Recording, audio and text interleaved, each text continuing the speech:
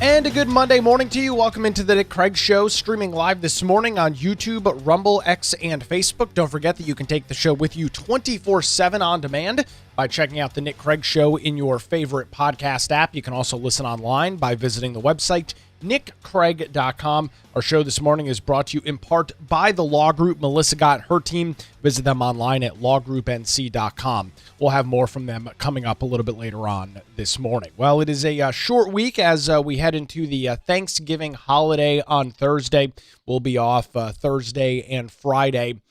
And so I had a show planned for today, and I decided to throw all of it out the window after reading what I can only describe as a bizarre and insane immigration story that ran over at the New York Times. Now, it's not a news piece, but it is a very, very interesting, almost like mini biography on a guy who had his identity stolen by an illegal immigrant and how the New York Times frames the story. And it's not like you have to dissect the words one by one or really kind of get into the nitty gritty.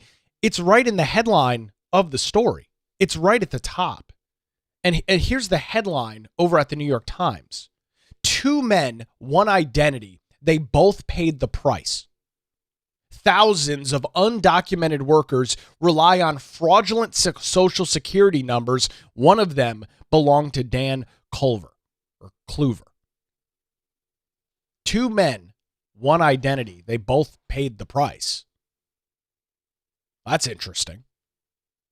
So you mean somebody committed fraud by stealing somebody else's identity? That individual happens to be, as the New York Times says, an undocumented worker, aka an illegal immigrant. Somebody who is not supposed to be in the United States. Right off the top. The phrasing, the framing, the way that they set it up, both people paid. There were 2 different victims. Very interesting. And so I just felt the need to read through this because it is jarring how major mainstream media outlets, like the New York Times, which is absolutely what you would consider the Times, frames this article and frames this story. So we're just going to read through it together. I'm going to walk you through. This will be my 3rd read through of it this morning. I'd love to get your feedback and comments as well as we go through. So we'll get into the details. This is the long and the short of it. A legal U.S. citizen, a born resident in the United States, had his identity stolen by an illegal immigrant, and it caused him and his family an incredible amount of hardship and pain. And of course, the New York Times spends more time on the undocumented worker or the undocumented immigrant, as they describe it. As we get into the latter parts of this article, you will really see the almost unbelievable characterization that the New York Times plays through. So here we go. Dan Kluver saw the police lights flashing in his rearview mirror late last year and eased his car onto the shoulder, thinking there had been some kind of mistake. He had spent 4 decades in rural Minnesota without even getting into trouble. He prided himself on a life built around dependability and routine, working at the same factory where his father once did and spending his weekends coaching basketball and teaching Sunday school. He had never fired a gun, smoked a cigarette, missed a payment, or been arrested. So regular, everyday, seemingly middle-class, normal guy. No run-ins with the law, no issues. The fact that they put in here he's never fired a gun, I don't know why the hell that's relevant at all, but, New York Times, so I guess that's what you would expect. License and registration, please, the officer said. Kluver, 42, handed them over and waited while the officer went back to his patrol car. He listened to the church bells that rang every hour and watched sunlight reflect off the grain silos in downtown Olivia, where he knew most of the 2,400 residents, including the officer who was walking back to his car. Is everything all right? Kluver asked. The officer responded, "It's strange, but it looks like your license has been suspended. You've got another driver's license with some issues down in Missouri." That's obviously problematic. This guy's in Minnesota, and he's got another driver's license with issues in a completely different state. So Kluver responded, said, "What?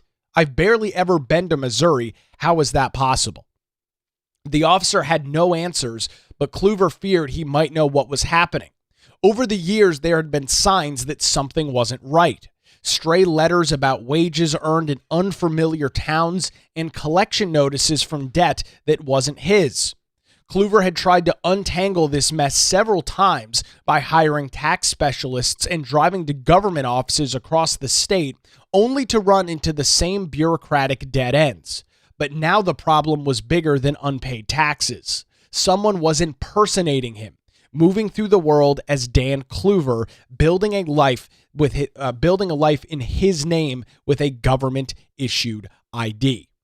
His case was one version of a problem that's been spreading across the country for years. The government estimates that as many as 1 million undocumented workers, again, illegal migrants. This is the New York Times says undocumented workers. Let's make sure that we understand what we're talking about here. More than 1 million people who defaced our immigration law, who decided that it was not important to follow the process to come into the United States legally. They decided that our immigration system was not relevant. They decided that our laws on the books weren't good enough. So they came into the United States illegally and there are now more than 1 million individuals in the country who are already breaking the law being here illegally, who are stealing, presumably, born U.S. residents' identities, social security numbers, and things of that nature. The government estimates that as many as 1 million undocumented workers are using fraudulent or stolen social security numbers, a survival tactic used to pass background checks and get a job. Wow. Survival tactic. It's a hell of a way to frame that. So if I bust down the door of your house and steal your stuff because maybe I want a bigger television, maybe I need some food, so I beat down the front door of your house to get myself some food.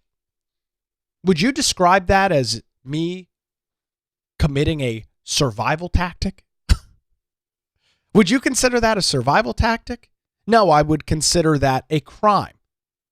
Regardless of whether I needed the food or needed the new big screen television, you wouldn't describe that as a survival tactic.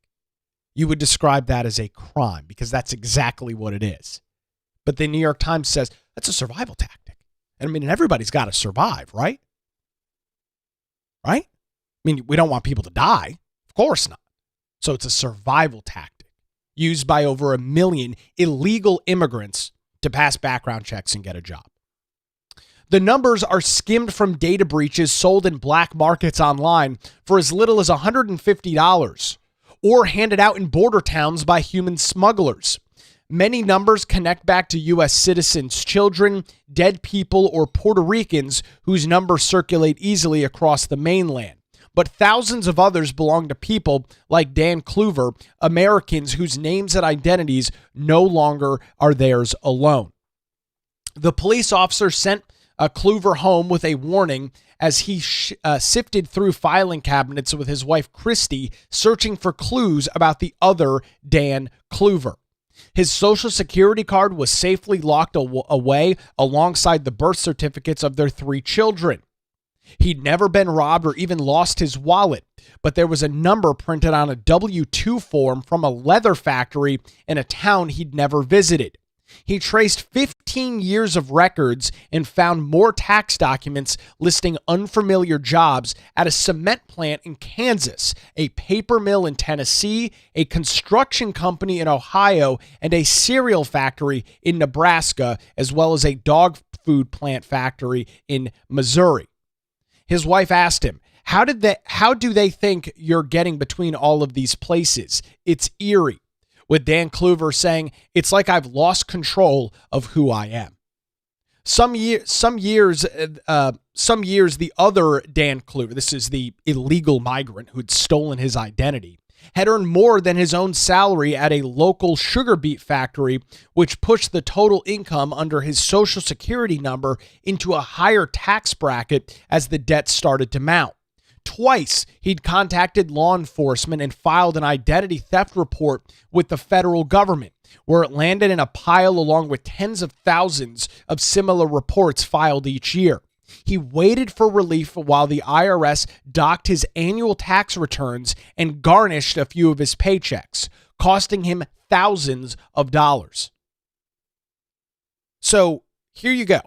You've got a law-abiding, as the New York Times wrote, never even shot a gun, or somehow that's some sort of pass to whether you're a born U.S. citizen or not. You've got a law-abiding resident, a law-abiding citizen, who goes to his job every day, provides for his family, and is getting his wages garnished by the IRS because somebody who is illegally in the United States decided to steal his identity. Great. A few months before him and his wife got married in 2012, Christy, his fiance at the time, decided to pay off the balance, emptying her savings and sending a check in for $6,000 to the federal government. Their relief lasted until the next tax season when a new bill arrived, this one for $22,000. They spent the next decade living with the consequences, annual tax audits, budgets that never added up, widespread arguments after the kids went to bed. Kluver kept calling the government numbers and waiting on hold until he eventually resigned himself to a payment plan. He agreed to send the IRS $150 each month, which he had done more than 35 times. He told his wife, "I can't keep obsessing over this and getting nowhere. I need to think about something else." He kept his radio at the factory tuned to sports talk, but lately it was interrupted by news segments about immigration raids and border lockdowns.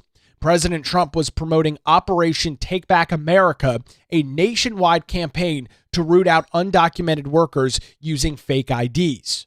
Kluver, a registered Republican, rarely paid attention to politics, but he began to wonder if his case might finally be a priority and if he could reclaim what belonged to him. A few weeks after he was pulled over, he drove to the police station once again in Olivia to submit another affidavit for identity theft. He wrote, "Someone has stolen my ID for working purposes. It's been happening for 15 years. There's another me out there. Can we find him?" He had lived under enough names and numbers in the United States that they started to blur together. So here we get into the individuals responsible. Vincent Trujillo, Ronaldo Ronaldo Guerrera, and then for more than a decade, Daniel Kluver.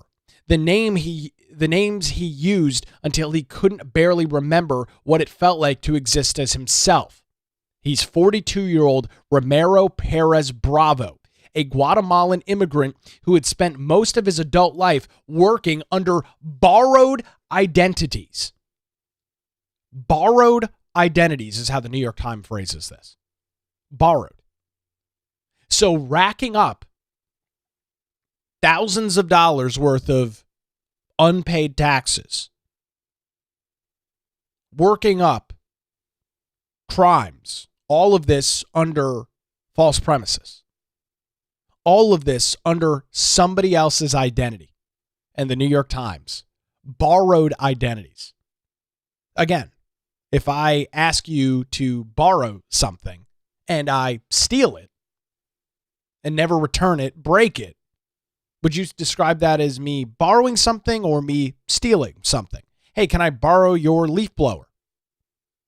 I will never return it and you'll never see it again. Would you describe that as borrowed? Probably not. But, that's the New York Times. By the start of 2025, he was preparing for another graveyard shift. Oh, this poor guy illegally in the country. Another graveyard shift in St. Joseph, Missouri, lacing his work boots in the darkness of his drafty rental while his wife and 5 children slept. He packed their school lunches for the next day, drove to the dog food factory, and gathered with his coworkers to say their nightly prayer. Then he swiped his badge to begin another 12-hour shift as Daniel Kluver, sinking deep into an identity that wasn't really his own. This is an insane phrasing, insane characterization by the New York Times. Graveyard shift. This guy's busting his ass, getting up in the middle of the night to provide for his family, his wife, and lo and behold, 5 children. What a freaking surprise. A bunch of anchor babies. To drive to his graveyard shift to pray with his coworkers before beginning his grueling 12-hour shift.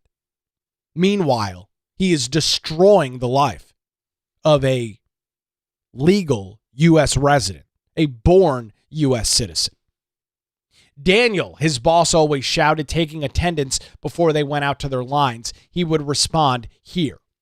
Perez Bravo had come to the United States for the first time at 16 to help earn money for his family, traveling alone to join his father in Marshall, Minnesota. He hiked out of the Guatemalan highlands, rode atop a freight train for 3 weeks across Mexico, nearly drowned in the Rio Grande, and took a Greyhound to Middle America, where life somehow felt harder.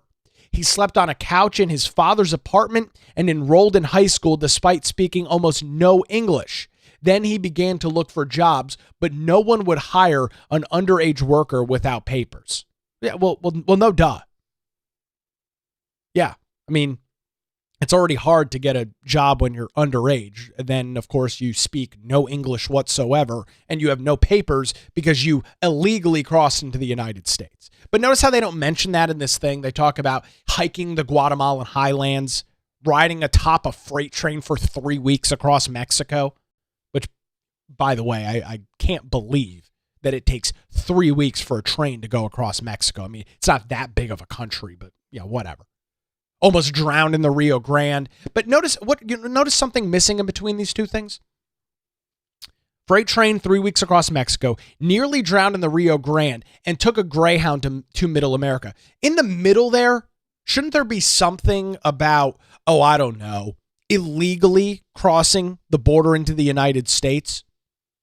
Don't you think it would be relevant to add another comma and say something to the extent of bypassing a legal port of entry and entering the United States illegally? They just leave that part out, right? They don't say illegal in this at all. They say that he nearly drowned in the Rio Grande River. So it's okay because he rode atop a freight train for 3 weeks in Mexico and hiked the mountains of Guatemala and almost drowned in the Rio Grande. At that point, you should just be allowed to come into the United States, right? I mean, at that point, you've put in so much effort. To hell with immigration law. You put in so much time and effort. To hell with following U.S. federal immigration law. It doesn't matter. Look at this. He hiked the highlands, rode atop a freight train for 3 weeks and almost drowned. We should have had a big entry for this guy. We should have thrown him a freaking party when he illegally crossed the border. Thank him for his service in coming into the United States illegally. Complete admission by the New York Times. But, again, no surprise. Eventually, a turkey processing company offered him a position if he could provide an ID to satisfy the government-required I-9 form. A friend who worked at the factory introduced Perez Bravo to someone else who sold sets of names, IDs, and social security numbers for as little as $250. Perez Bravo thought the documents looked flimsy and fake, but his friend assured him that at least half of the company's workers were using similar IDs. He needed the job, and the turkey plant needed workers. Nobody looked too hard at his paperwork, and soon he was making $7 an hour on the graveyard shift, cutting turkeys at night and going to school in the morning. And so here is the individual at question, the undocumented worker, as the New York Times likes to describe it. The first years were lousy and exhausting. He started to drink, which led to a string of DUIs and other minor offenses. So you got to love this. You're illegally in the United States of America. You have stolen somebody else's identity to get a job, and it's lonely and exhausting. It's hard and it's tiring. So at that point, as an illegal immigrant who does not have a legal driver's license, who has not passed a road test in the United States, in any state, to obtain a legal driver's license, is now driving around drunk. It's driving around drunk. But as the New York Times, mentioned at the headline of the article, which, let's just go back to the beginning of the article here. What was the headline? 2 men, 1 identity. They both paid the price. Right? That's the New York Times open and summation of all of this. They both paid the price. So you've got a guy who is illegally in the United States, has committed another felony, stealing somebody's identity, and is now driving around drunk, potentially killing somebody else. But, again, doesn't matter because it's just an undocumented worker, ladies and gentlemen. So he was deported back to Guatemala in 2005, 2008, and 2009. 3 different times. Ramiro Perez Bravo was deported from the United States. But each time he returned to the United States illegally, which of course they don't write, returned to the United States illegally and purchased a new ID for work. This might be, and there's some more coming up, this sentence right here might be the most disingenuous in the entire article. So let me read the full sentence for you again without any of my modifications.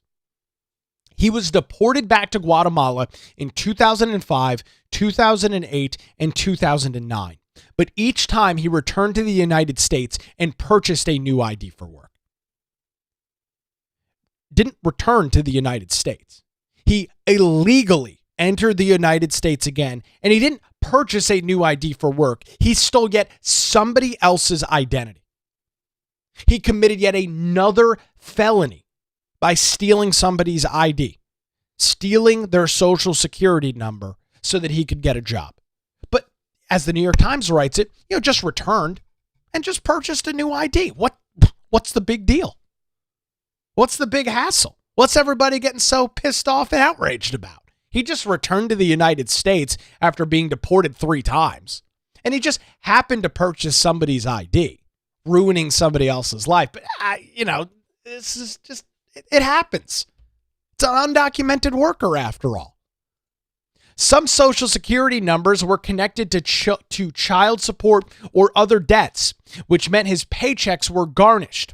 Others were flagged as suspicious by HR departments. He sought out new documents from the black market, sending a few text messages and then meeting a middleman on a street corner in Nebraska to pay cash. This time, the social security card was from Daniel Kluver.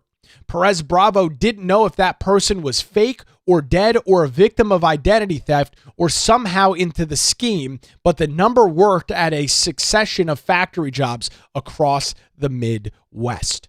Like millions of undocumented immigrants, he paid federal and state taxes that were automatically deducted from his paycheck, which is an incredibly disingenuous way to phrase that. But okay. To Perez Bravo, that meant he was contributing thousands into the Social Security fund from which he would never collect. Oh, terrible. Horrible. The guy illegally in the United States. The guy who has now stolen somebody's identity. The guy that was deported 3 times for not being here legally is never going to be able to collect Social Security. Damn it. I mean, our system is broken. This poor bastard who had broken federal immigration law multiple times, had committed identity theft God knows how many times, is not going to be able to collect Social Security. Oh my gosh. I mean, I'm beside myself. Really? We're going to talk about how he's paid thousands into the system and never is going to be able to collect Social Security? Really? That's the important part? That's the takeaway here? That's the relevant information? But to the IRS, it looked like one Daniel Kluver, who was working several jobs, making more than $130,000 a year and paying a tax rate for someone living just above the poverty line. The debts accumulated in Olivia, Minnesota, but the paychecks kept coming in St. Joseph, Missouri. By the time Trump was elected to his second term, there were 5 children in Romero Perez Bravo's house who also depended on the money that came in each Friday in Kluver's name. Most were U.S. citizens ranging from 4 to 19 who answered in his Spanish with English and hosted birthday parties at Olive Garden. So anchor babies. That's what we're talking about here. Most of which, not all, but most of which were U.S. citizens, because that's the anchor baby program that exists. You come into the United States illegally, you're deported 3 times, you have a bunch of kids, and they become U.S. citizens by default. You want to talk about a broken immigration system? There's your broken immigration system. Romero Perez Bravo wanted to live and work under his own name. Oh, really? Did he want to do that before or after he was driving drunk in the United States and got deported 3 times? What was what was the order of operations on this? He wanted to live and work under his own name. So he signed up for extra shifts and stacked overtime until he could afford to hire an immigration lawyer earlier this year. He paid $4,000 up front, only to learn that the pathway to citizenships were essentially closed under the Trump administration for someone with a history of DUIs and deportations, even if he'd stopped drinking and kept his record clean for the past 15 years. Darn. He told his lawyers, quote, "All I do is take care of my family and go to work. Is there no way to fix this?" No, there's not. Call me heartless if you must. Say I have no compassion if you will. But no, there's no way to fix this. You've come into the country illegally. You've spat on the United States government and our immigration laws.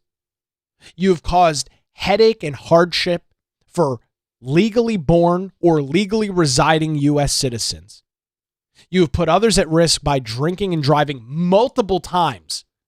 And now you're looking for your pathway to citizenship. Give me a freaking break. With his lawyer responding, the situation right now is very complicated. His brother-in-law had already been pulled over on his way back to work and detained as part of Operation Take Back America. 3 other Guatemalan families had disappeared from church.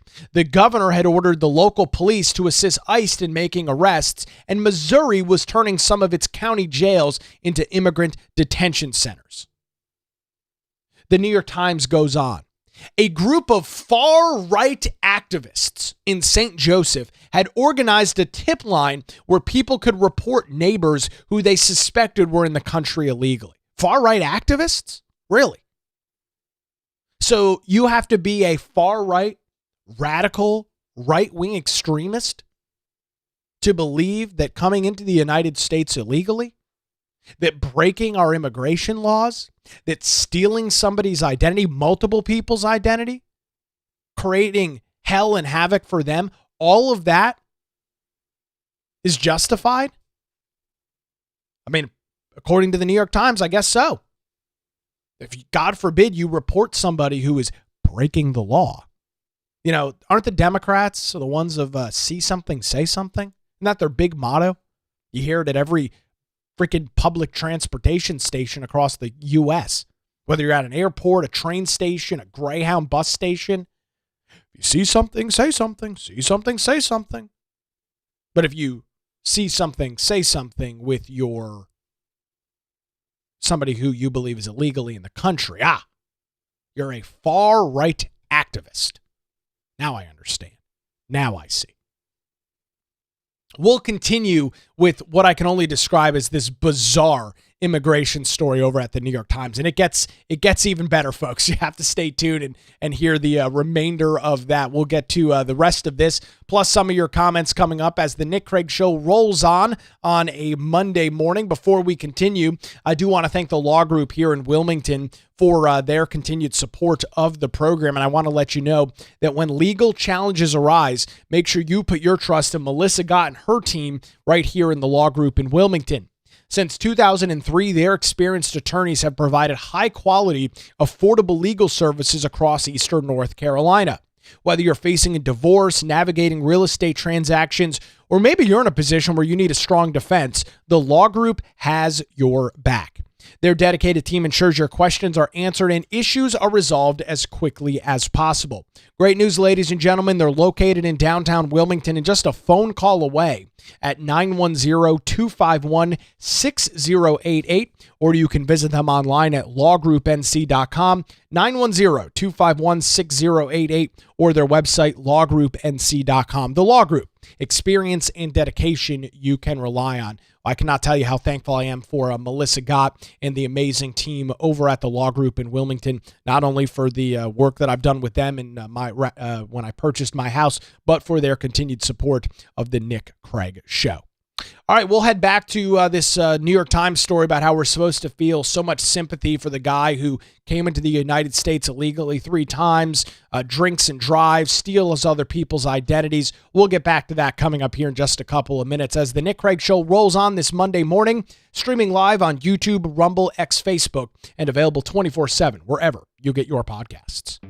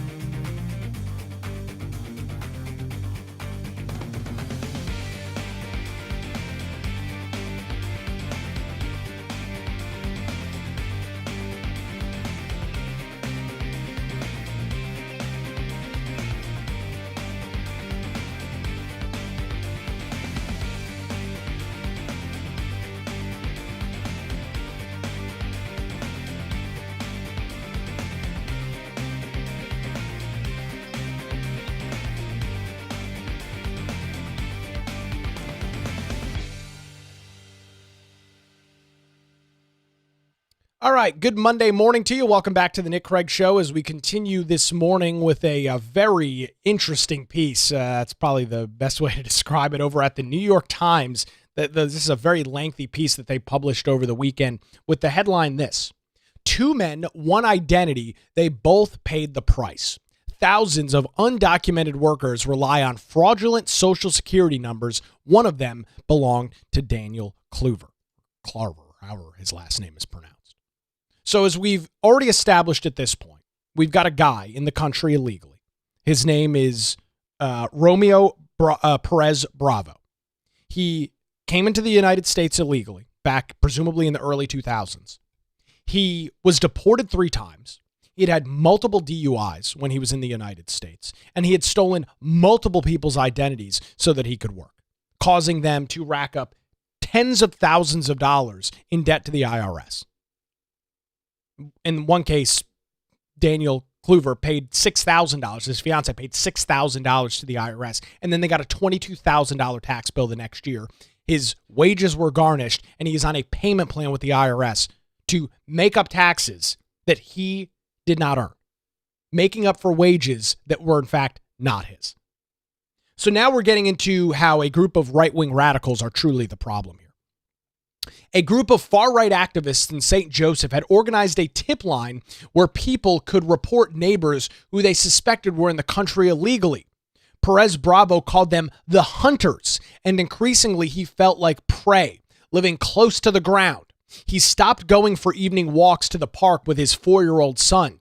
He drove the back roads into work. He turned down promotions that would have required extra paperwork and then cashed his paychecks each Friday rather than risking the record of a bank account. Well, you know, folks, unfortunately, actions have consequences.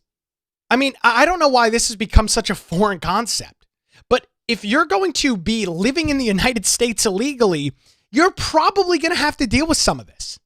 I mean, I don't know why I'm supposed to feel any sympathy. You are actively breaking federal immigration law. And for somebody that has already been deported 3 times, this is no longer the situation of, oh, somebody screwed up and came into the United States. We need to pay them deference. Nonsense. This guy willingly broke federal immigration law 3 times, was drinking and driving God knows where through the state of Missouri, putting people at risk, and now had to turn down promotions at work. Who freaking cares? I mean, you gotta be kidding me. He spent 4 nights each week at an immigrant church on the outskirts of downtown. It was one of the few places in the United States where he felt safe enough to go by his own name. One of the pastors had started a text message group, and each day the congregation shared a new mix of prayers and precautions. One person wrote, "Stay away from Walmart today. I heard about a raid. Lots of activity." Somebody else responded, "Everybody okay?" Perez Bravo told the group, "I'm home trying to survive." Trying to survive. And here's him shopping at, let me take my picture off here. Here's him shopping at Walmart with his anchor babies. Here's him using a broom in his house and I guess braiding his daughter or wife's hair or whatever. I mean, so this is just your guy. This is just your regular, everyday good guy who's done nothing wrong, and we need to just completely bend immigration law around him. The case of Daniel Kluver's stolen identity landed in the tiny Olivia Police Department, where it was assigned early this year to Officer Damian Coates, a rookie who had never investigated an identity theft or much else. He'd only recently accepted his first policing job in his wife's hometown, the self-proclaimed corn capital of the world. Some nights he was the only officer on duty. He was expecting to handle everything from traffic infractions to farming disputes to complex investigations. So he asked Kluver for some paperwork and started digging. His online searches turned up dozens of results in Kluver's names in the government databases, a string of addresses in St. Joseph, Missouri, car titles, work authorizations, and insurance forms.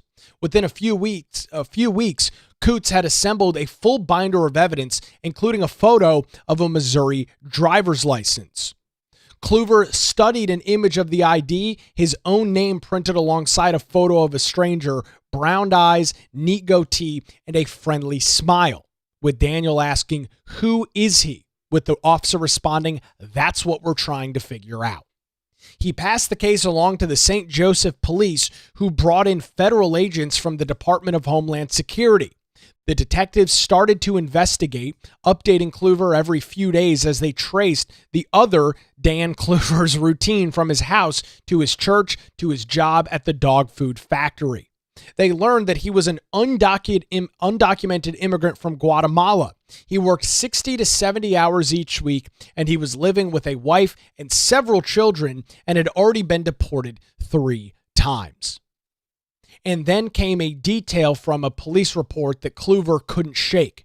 In the summer of 2022, the other Dan Kluver, so the guy, as we know now, is Romero Perez Bravo, illegally in the United States, was driving to work in St. Joseph when the serpentine belt broke in his car, causing him to lose control at a red light and collide with a grandfather and his 9-year-old granddaughter as they rode on a motorized tricycle. The girl sustained minor injuries, but the 68-year-old man flew off the bike, broke his pelvis in 2 places, struck his head, and died. So here you go with everybody's favorite, Romeo Perez Bravo. Not only did he come into the United States illegally 3 times, not only was he drinking and driving, he has now killed a 68-year-old man and could have killed his 9-year-old granddaughter. The driver stayed on the scene praying and cooperating with police as he handed over a license and registration for Dan Kluver. He was cleared of any wrongdoing. The crash was ruled an accident, but the victim's family had filed a wrongful death lawsuit with Kluver listed as the defendant. So now you've got the actual Dan Kluver, the actual guy who is the U.S. resident who has not done anything wrong, told his wife, "It just keeps getting more unbelievable. I can understand doing whatever you have to do to provide for your kids, but now somebody's death is attached to my name. And it could be worse. What if he was violent? What if he was a terrorist?" his wife responded and said. Christy was a nurse practitioner at a nearby hospital where she often treated patients whose IDs didn't match their medical records. Some days it was part of her job to untangle identities through an interpreter, saying, quote, "I'm so tired of dealing with a broken system." At the Beat Factory, Kluver worked alongside dozens of immigrants from Mexico and Central America who had become his friends. They took the hardest shifts and asked about his family and taught him phrases in Spanish. A wave of migrant workers had helped revolutionize small towns throughout rural Minnesota, harvesting crops during a labor shortage, buying up empty houses, opening restaurants, and reinvigorating old churches. But what bothered him lately was the idea he kept hearing from liberal politicians and even some relatives in Minnesota that illegal immigration was mostly harmless, a victimless crime. His name was no longer his own. His debts were spiraling. He was still cutting checks to the IRS for $150 each month, and the government said that the debt was his to pay until a court determined otherwise. Even if the other Dan Kluver seemed to be a decent man, working, raising a family, going to church, his patience had limits. So now the actual legal resident, Dan Kluver, texted anything new to one of the detectives earlier this spring. The system was backlogged with millions of suspicious numbers and almost 80,000 reports of Social Security fraud in the last 6 months alone, but his case had finally landed at the top of the pile. The agent responded back saying, "We are planning on next week to grab him." So it was finally happening. Now we go back to the individual who's illegally in the country multiple times, has killed a man, multiple DUIs, so on and so forth, stolen identities. This is talking about Romero Perez Bravo. He was getting ready for his next 12-hour shift at the dog food factory in late March when he heard pounding on the front door of his house and felt dread rise in his chest. Through the bedroom window, he saw 5 cars lined up outside and several federal agents waiting beside his children's bikes and shoes on the front porch. He said a quick prayer, left his children in their rooms, and walked downstairs to open the door. One of the officers asked Daniel Kluver, and he knew it was over. They showed him an arrest warrant and his real name and handcuffed him before leading him out of the house. He was charged with aggravated identity theft and false representation of a social security number and was held in detention for 6 weeks before an initial bond hearing in April of 2025. The state of Missouri argued that he was a flight risk who needed to remain in custody until the trial, with the prosecutor saying, what's to stop him from going out and getting another identity and just living underneath that? The prosecutors told the judge, we've seen that before. But Perez Bravo had most of his family and several members of his church at the hearing, and his lawyer said that he was, quote, connected to the city in deep ways. He regularly cooked for 60 people at church barbecues. He had a son who was about to graduate from high school, a boss who wrote letters testifying to his work ethic, and a pastor who was willing to pay a $1,000 bond on his behalf and risk her house as collateral. This is a kind of family, and they help everybody, the pastor testified. We're going to help him. The judge ruled that he could return home with an ankle monitor until his next court date as long as he stopped using Kluver's name and social security number. And so here you've got the individual in question at church, according to the New York Times. That meant that he could no longer work. Oh, the humanity. He can no longer rack up wages and unpaid IRS bills as somebody else. Darn. That meant that he could no longer work. So he spent his afternoons in a dark living room with his Bible quotes printed on the wall, doing puzzles with his 4-year-old while the rest of the family came and went. His wife cleaned houses, his daughters washed linens at hotels, and 2 of his sons worked in restaurants, but it still wasn't enough to make up for the lost income in Kluver's name. Perez Bravo made tacos by the hundreds and sold them to neighbors. He sold his car and some of his lawn tools to cover rent, losing 25 pounds to stress as he disassembled his life one sale at a time.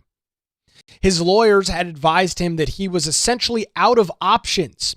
She had managed to postpone his case until at least January 2026, but he faced a mandatory minimum sentence of 2 years in prison, followed by a deportation to Guatemala. During the initial court hearings, Perez Bravo had listened to the prosecutors talk about the other Dan Kluver, a loyal employee, a devoted father, a debtor sending monthly payments, a victim of a broken system. Perez Bravo, this is the guy illegally in the country, told his wife, he sounds like me, a good worker. I don't want to mess things up for anyone. I just want to work. It makes me crazy with no jobs. How many hours can I sit and pray? Oh, this is such bullshit. I mean, just absolute BS from top to bottom. He sounds like me, a good worker. I don't want to mess things up for anybody. No. That's why you went out and stole multiple people's identities, right? You don't want to mess things up for anybody. You just want to work. You don't want to mess things up. That's not why you came into the country illegally 3 times. How many hours can I just sit and pray? Ugh.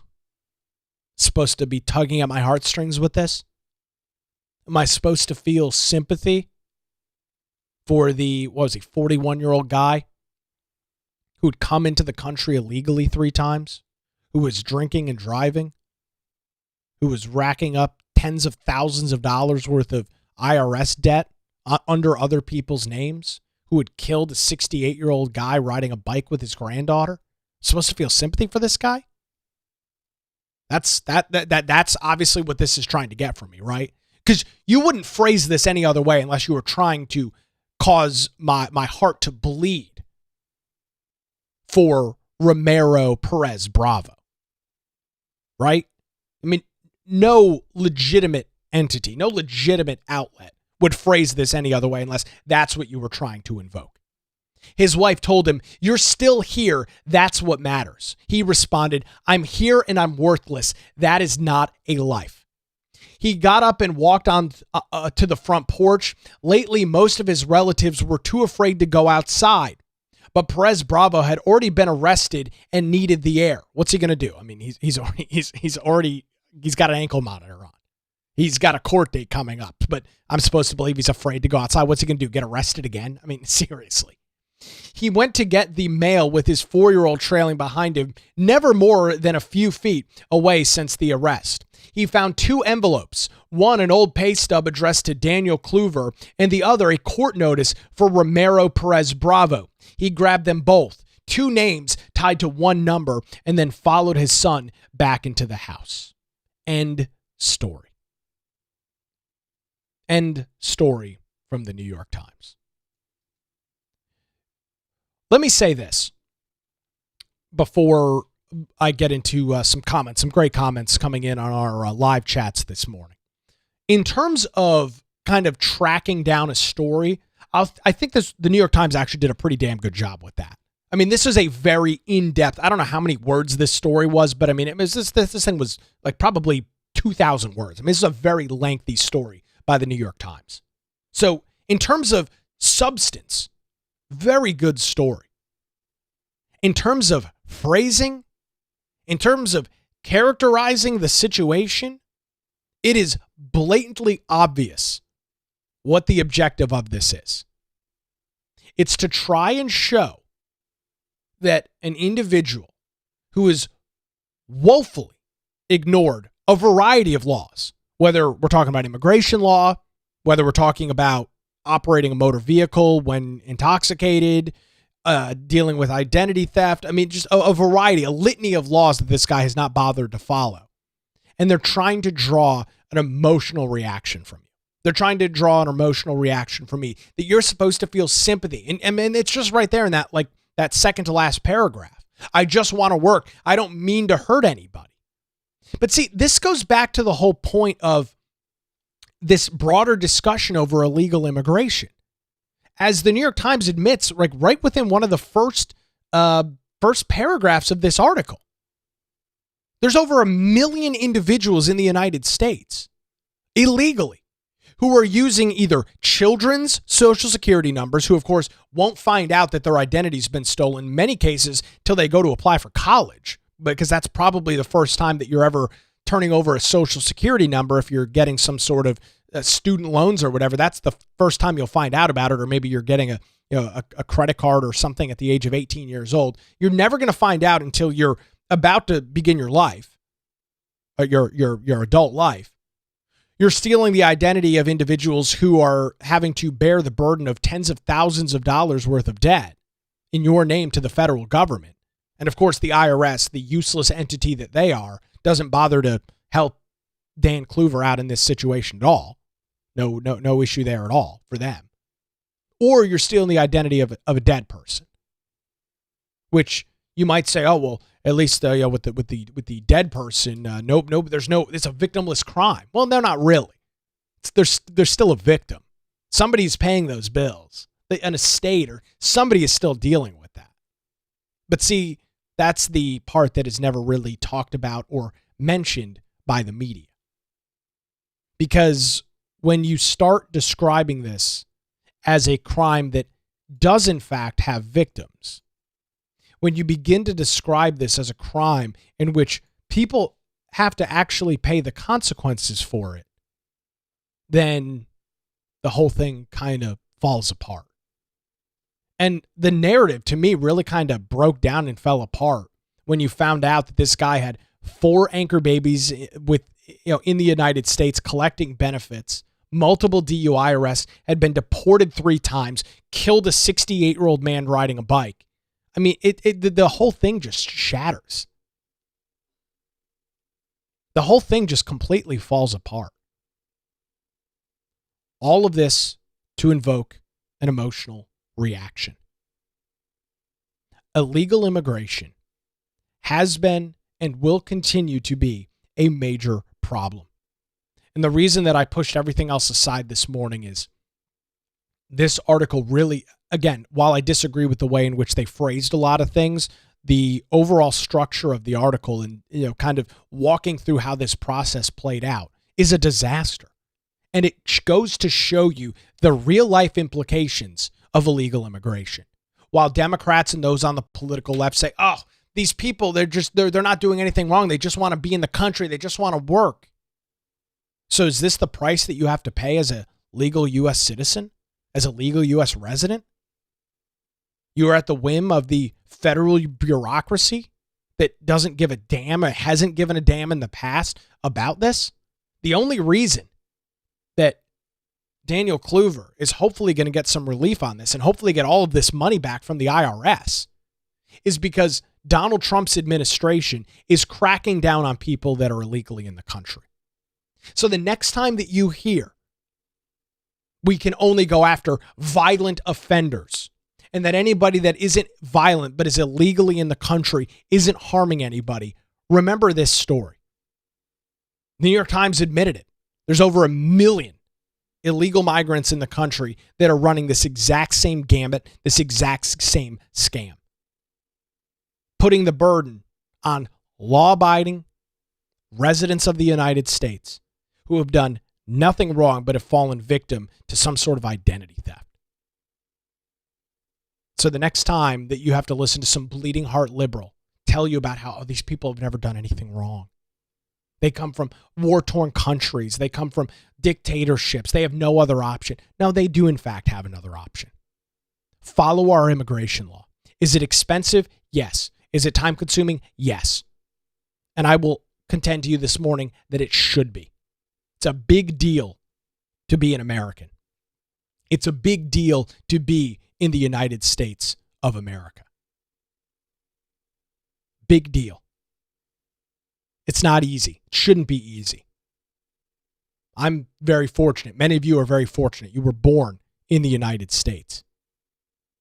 But for those that come from other places, you want to live the American dream? I'm all for it. You want to provide for your family? I'm all for it. But you have to do it legally. You can't spit in the face of America, breaking our immigration law, stealing people's identities, drinking and driving, killing a 68-year-old guy on a bicycle, and then expect me to have an outpouring of sympathy for somebody like that. It's just not going to happen. We've got a lot of great comments coming in on our live chat this morning. John says the legal pathway is to self-deport, back pay what is owed in taxes, and go back in line for reentry. That would be a legal option, but for somebody like this, that's not going to happen. Because he'd already been deported 3 times, when his immigration lawyer tells him he doesn't have any other options, they're right. But again, he chose to do that. At any point outside of earlier this year, Romero Perez Bravo could have gone through this legal process. He could have done it in 2006 when he first got deported. He could have done it in 2008, the second time he got deported. He could have done it in 2009. When the third time he got deported, but he chose not to. He waited until 2024 or 2025 to hire an immigration lawyer to begin the process. Too late. Too late. Not under this administration. Not under these policies. It's just not going to happen. Another comment coming in, I'm sure that the New York Times will go on to expose that he's contributing by paying taxes into Medicare without receiving benefits, i.e. tax-paying citizens. Exactly. The New York Times also left out the fact that he was occupying a house and that there is a housing shortage. Perhaps not in that town, but it illustrates that millions of illegals are part of the shortage problem. Great point as well.